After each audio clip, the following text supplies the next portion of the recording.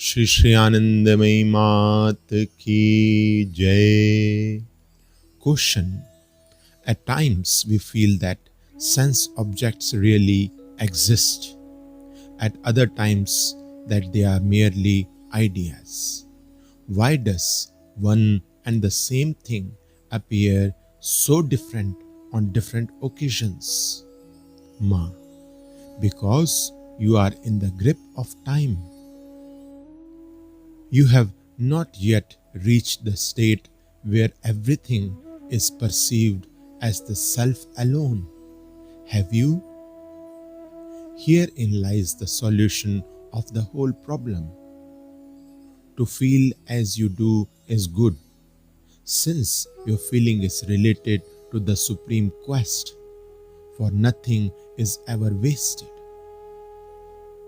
What you have realized even for a second will at some time or other bear fruit. Thus, what water, air, sky, etc.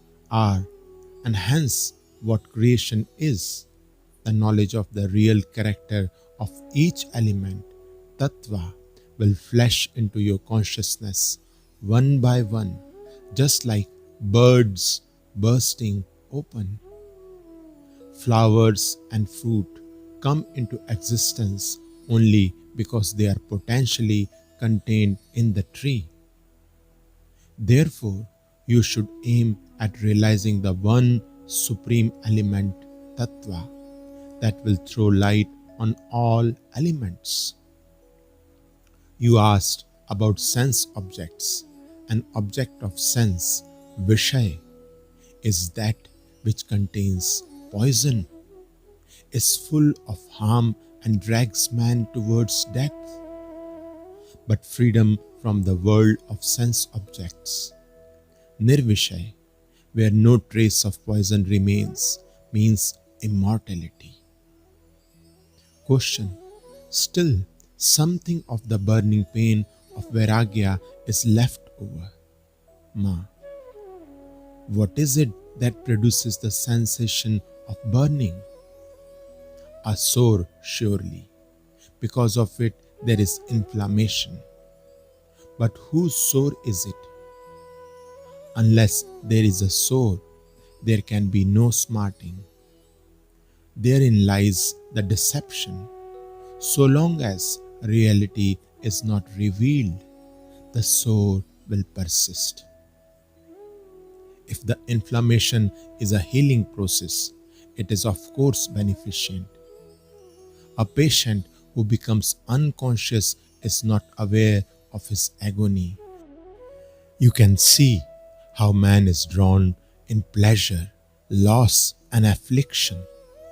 This surely is not what is wanted. This is the way of the world with its never-ending uncertainties. Can you tell why one feels anguish? Inquirer. One is pulled in two directions, towards God as well as towards sense enjoyment. This causes anguish. Ma. You have a desire to give up, but you cannot let go. Such is your problem. Let that desire awaken in your heart. Its stirring signifies that the time is coming when you will be able to give up. You obtain a coveted object, but still you are dissatisfied. And if you fail to get it, you are also disappointed. The disillusionment you experience at the fulfillment of your wish is wholesome, but the torment of the unfulfilled hankering after the things you could not secure drives you towards which is of death, towards that misery. Inquirer. The hunger of the senses can never be appeased. The more one gets, the more one wants. The fulfillment of worldly desire only begets greater longing. Ma. This world is itself but an embodiment of want. and hence the heartache due to the absence of fulfillment must needs endure. This is why it is said that there are two kinds of currents in human life: the one pertaining to the world, in which want follows upon want, the other of one's true being. It is characteristic of the former that it can never end in fulfillment. On the contrary, the sense of want is perpetually stimulated anew. Whereas by entering the later, man will become established in his true nature and bring to completion the striving which is its expression. Thus, if he endeavors to fulfill himself by entering this current, it will eventually bring him to the perfect poise of his own true being. Question: and the anguish of not having found, the anguish of the absence of God? I have no wish for sense pleasures, but they come to me. I am compelled to experience them. Ma. Ah, but the anguish of not having found God is salutary. What you have eaten will leave a taste in your mouth. You wear ornaments because you wish to, and so you have to bear their weight. Yet this weight is fated to fall off, for it is something that cannot last, can it? Question: are there instances when an enlightened person may be in ignorance? Ma.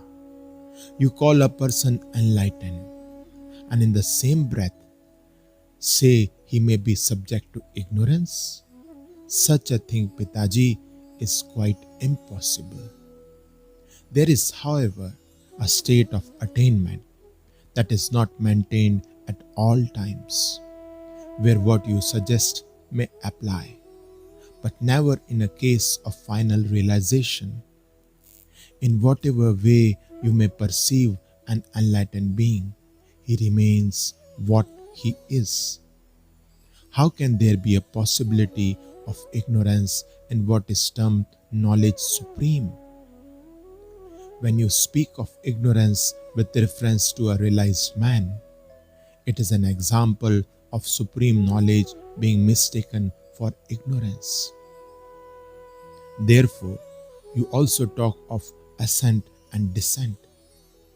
Just as there is no question of a body for one who is liberated, so for him there can be none of rising up and coming down.